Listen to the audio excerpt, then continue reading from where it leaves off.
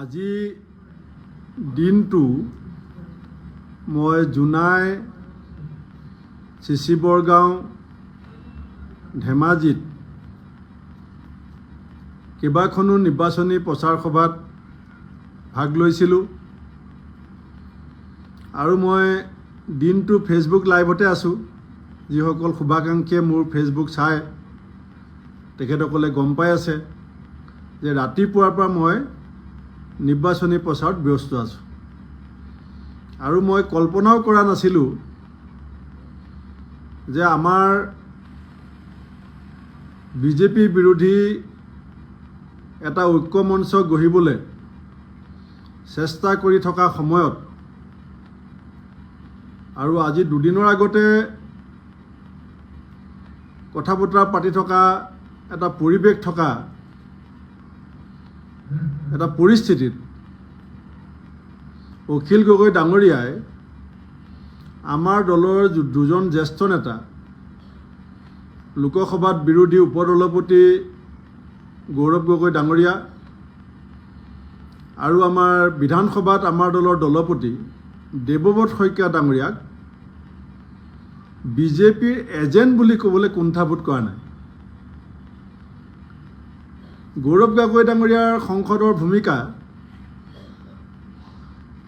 অকল অসমত নহয় সমগ্ৰ দেশৰ মানুহে দেখি আছে যে কি ধৰণে জনগণৰ কণ্ঠ হিচাপে নিজৰ যি বাকপটুতা সেয়া আমাৰ জনগণৰ শক্তি হিচাপে সংসদৰ মজিয়াত প্ৰতিষ্ঠা হৈছে। দেৱব্ৰত শইকীয়া ডাঙৰীয়াক যোৱাবাৰ বিজেপিয়ে বিধানসভাৰ পৰা চুচৰাই বাহিৰলৈ উলিয়াই পঠিয়াইছিলে, এবাৰ নহয় কেইবাবাৰো। আৰু আমাৰ কংগ্ৰেছ দলৰ যিটো আপোচবিহীন নিৰবিচ্ছিন্ন জাতীয় স্বাৰ্থত আমি সংগ্ৰাম কৰি আহিছোঁ, সেই সংগ্ৰামখনৰ চাৰ্টিফিকেট আমি কোনোবা এজন ব্যক্তি বা এজন নেতাৰ পৰা আমি নিবিচাৰোঁ। অসমৰ ৰাইজে আমাৰ চাৰ্টিফিকেট দিব, কিন্তু আমি অসমৰ বৃহত্তৰ স্বাৰ্থত আৰু অসমৰ বহু বিশিষ্ট বুদ্ধিজীৱী বহু বিশিষ্ট ব্যক্তি আৰু জনগণে আমাক কৈছিল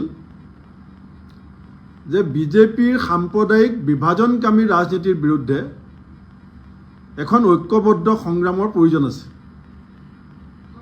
আৰু সেইকাৰণে আমি অসম প্ৰদেশ কংগ্ৰেছ কমিটিয়ে সৰ্বান্তৰিকতাৰে আমি চেষ্টা চলাই আছোঁ যাতে বিভিন্ন বিৰোধী ৰাজনৈতিক দলবিলাকৰ মাজত একতা হওক। কিন্তু যি ধৰণে আমাৰ দলৰ দুজন নেতাক তুচ্ছ তাচ্ছিল্য কৰা হৈছে, যি ধৰণে আমাৰ দুজন নেতাক জনমানসত সেৱা প্ৰতিপন্ন কৰিবৰ কাৰণে চেষ্টা কৰা হৈছে, হয় মই বিভিন্ন বিৰোধী দলসমূহক একত্ৰিত কৰি 16টা দলৰ সন্মিলিত বিৰোধী ঐক্য মঞ্চৰ সভাপতি আছিলোঁ আৰু প্ৰদেশ কংগ্ৰেছৰ সভাপতি নোহোৱা হ'লে মই জানো বিৰোধী ঐক্য মঞ্চৰ সভাপতি হ'বলৈ পালোহেঁতেন। গতিকে মই বিৰোধী ঐক্য মঞ্চৰ নেতৃত্ব দিবলৈ যোৱাৰ যিটো সুযোগ আৰু সুবিধা পাইছোঁ সেইটো মই অসম প্ৰদেশ কংগ্ৰেছ কমিটিৰ সভাপতি হোৱাৰ কাৰণে পাইছোঁ। আৰু সেই সুবাদত যদি মই পাহৰি যাওঁ মোৰ দলৰ স্বাভিমান, মোৰ দলৰ মৰ্যাদা আৰু প্ৰদেশ কংগ্ৰেছৰ সভাপতি আসনখনৰ প্ৰতি দলৰ নিষ্ঠাবান কৰ্মীসকলৰ যিটো আস্থা, সেই আস্থাক বাদ দি পেলাই বন্ধুত্ব কেনেকৈ ধৰি ৰাখিব পৰা যাব। আৰু মই আচৰিত পাইছোঁ, ময়ো প্ৰায় 89 চনৰ পৰা অসমৰ ৰাজনীতিৰ লগত প্ৰত্যক্ষভাৱে জড়িত। এতিয়া 36 বছৰত ভৰি দিলে মোৰ কাৰ্যকাল। আজিলৈকে মই বিনা যুদ্ধে পৰাজয় স্বীকাৰ কৰিব যে মোৰ সমষ্টিত 4টা ছিট শিৱসাগৰত এতিয়া বিজেপি জিকিব। ইলেকশ্যনটো আৰম্ভ হোৱাৰ আগতেই ইলেকশ্যনৰ প্ৰচাৰ কালিৰ পৰা আৰম্ভ হৈছে আৰু যে দ্বিতীয় দিনাখন যদি এজন বিধায়কে কৈ দিয়ে যে মোৰ সমষ্টিৰ 4টা ছিট বিজেপি জিকিব, তেতিয়াহ'লে মই যোৱা 4 বছৰ সমষ্টিটোৰ ৰাইজৰ লগত সম্পৰ্ক কি গঢ়িলোঁ, মোৰ সমষ্টিটোৰ জনপ্ৰিয়তা কিমান, মোৰ সমষ্টিটোৰ অৱদান কিমান আৰু মোৰ সাংগঠনিক শক্তি কিমান, এইখিনি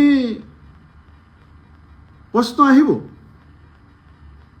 মোৰ সমষ্টি, মই য'ত ইলেকশ্যন খেলিম বুলি ভাবি আছোঁ, ৰঙানদী সমষ্টি, তাত ৰাইজৰ দলৰ 4জন প্ৰাৰ্থী আছে। মই য'ত ইলেকশ্যন MLA আছিলোঁ 10 বছৰ, বিহপুৰীয়া, তাত জনগাঁথনি মতে নহৈ পেলাই ৰাইজৰ দলৰ প্ৰাৰ্থী আছে। কিন্তু এতিয়ালৈকে আমি ক'তো কোৱা নাই আৰু এনেকুৱা কোৱা পৰিৱেশ আহিব বুলি মই ভবা নাছিলোঁ যে মোৰ ৰঙানদী সমষ্টিৰ ৰাইজৰ দলে প্ৰাৰ্থীবিলাক বিজেপি কথা মতে দিছে। মই প্ৰদেশ কংগ্ৰেছৰ সভাপতি, মোৰ সমষ্টিত প্ৰাৰ্থী আছে ৰাইজৰ দলৰ। শিৱসাগৰ সমষ্টিত যে এলায়েন্স হোৱা নাই অকল এনেকুৱা নহয়, গোটেই অসমতে মই প্ৰথমৰ পৰা কৈ আছিলোঁ যে পঞ্চায়তত এলায়েন্স কৰিবৰ কাৰণে টেকনিকেল অসুবিধা আছে। AGP BJP একেলগে চৰকাৰ চলাই আছে, ক'ৰবাত তেওঁলোকৰ মিলিছে, ক'ৰবাত তেওঁলোকৰ নাই মিলা। কিন্তু তেওঁলোক দুয়োটা দলে এই সম্পৰ্কত, এই বিষয়টো সম্পৰ্কত এৰাই চলিছে। গতিকে মই পঞ্চায়তৰ এই ব্যাপক নিৰ্বাচনী প্ৰচাৰৰ মাজত আৰু 2খন জেগাত মই এতিয়া লখিমপুৰলৈ ঘূৰি যাওঁতে সোমাই যাব লাগিব। কালিলৈও মোৰ কেইবাখনো নিৰ্বাচনী প্ৰচাৰ সভা আছে আৰু আজি মই অত্যন্ত উৎসাহী। চিলাপথাৰ, ধেমাজি, চিচি বৰগাঁও, চিমেণ্ট চাপৰিত ৰাইজৰ যিটো অভূতপূৰ্ব সঁহাৰি পাইছোঁ, যিধৰণে ৰাইজে মোক আদৰ সাদৰ আৰু মৰম দিছে, মই আজিয়ে কৈ থলোঁ, উত্তৰ অসমত, মই এতিয়া বাকীবিলাক জেগালৈ গৈ আছোঁ, আজি মোৰ যিটো অনুভৱ যে অসমৰ ৰাইজে ইতিমধ্যে মন বান্ধিছে, অসমৰ ৰাইজে ইতিমধ্যে সিদ্ধান্ত লৈছে যে পঞ্চায়ত নিৰ্বাচনৰ জৰিয়তে আমাক ৰাইজে আশীৰ্বাদ দিব আৰু শক্তিশালী কৰিব। মই সেইকাৰণে অখিল গগৈ ডাঙৰীয়াক বৰ আক্ষেপেৰে কৈছোঁ যে আপুনি যদি ভাবি লৈছে যে মোৰ ভূপেন বৰাৰ লগত বন্ধুত্ব ৰাখিবৰ কাৰণে গৌৰৱ গগৈ আৰু দেৱব্ৰত শইকীয়া বেলেগ, ভূপেন বৰা বেলেগ, মই কংগ্ৰেছ দলৰ সভাপতি, মোৰ প্ৰথম পৰিয়ালটো হৈছে কংগ্ৰেছ আৰু কংগ্ৰেছৰ উদ্দেশ্য হৈছে ৰাজ্যখনৰ স্বাৰ্থত বিৰোধী ঐক্য মঞ্চ গঢ়ি তোলা আৰু বিজেপিক পৰাভূত কৰা। তাৰ কাৰণে ত্যাগ স্বীকাৰ কৰিব পৰা মানসিকতা আমাৰ আছে। কিন্তু পৰিৱেশ বিনষ্ট হৈছে বুলি মই অনুভৱ কৰিছোঁ আৰু পৰিৱেশৰ বিনষ্টৰ যেতিয়া সীমাটো পাৰ হৈ যাব, তেতিয়া পৰিৱেশ বঢ়া বৰ টান হৈ যায়। ৰাজনীতিত এষাৰ কথা এবাৰ মোক এগৰাকী আমাৰ দলৰে ডাঙৰ নেতাই মোক কৈছিল যে আমি ৰাজনীতিক ক্ষেত্ৰখনত এনেকুৱা কথা ক'ব নালাগে, যদি কাৰিলে আকৌ আমি মুখামুখি হ'বলগীয়া হয়, যাতে আমি ইজনে সিজনৰ চকুলে চাবলৈ লাজ পাবলগীয়া নহয়। আজি মই এইখিনি কথাই ফেচবুক লাইভত অসমৰ ৰাইজৰ সন্মুখত ৰাখিছোঁ। বিৰোধী ঐক্যৰ প্ৰতি মোৰ আন্তৰিক প্ৰয়াস আছে, কিন্তু তাৰ কাৰণে পৰিৱেশ লাগিব আৰু সেই পৰিৱেশ মই বিনষ্ট হোৱা যেন অনুভৱ কৰিছোঁ। ধন্যবাদ।